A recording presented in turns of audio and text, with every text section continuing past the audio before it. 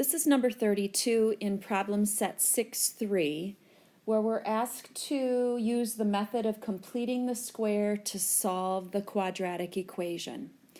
So in step 1 of this method of completing the square, we always want to move the constant to the other side of the equal sign. So we'll have to subtract 30 from both sides. And we'll get y squared minus 9y equals negative 30. Notice I left some space here because I want to add something to make a perfect square trinomial on the left. So step 2 is to look at the coefficient of x, or in this case of y, and we have to cut it in half. So that's the same as multiplying it by 1/2, and then square that answer. Now remember, negative 9 is the same as negative 9 over 1. So when you multiply two fractions, you just multiply top times top and bottom times bottom. 1 times negative 9 is negative 9, and 2 times 1 is 2. Now we have to square that answer, and negative 9 squared is 81, and 2 squared is 4. So what we're going to need to add to both sides of the equation is 81 over 4. That makes this a perfect square trinomial. That's step 2. Now, step 3 is we just have to turn this perfect square trinomial into a binomial squared. And we've learned to do that. You just square root the first term. The square root of y squared is y. Square root the last term. The square root of 81 over 4 is 9 over 2. And bring down the sign of the middle term. There's our binomial squared. Now over here on the right, we have to get common denominators in order to be able to add two numbers together, one of which is a fraction.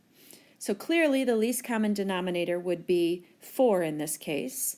So we're going to have to multiply the top and bottom of this fraction by 4. 4 times negative 30 is negative 120. And negative 120 plus 81 is negative 39 over 4. Now we're going to apply property 6.1 to continue to solve for y. So we're going to square root both sides, and we'll have y minus 9/2 is equal to the square root of negative 39 over 4. Of course, every square root has a positive and a negative. So now we've got to recognize that the square root of negative 39 is going to be an imaginary number.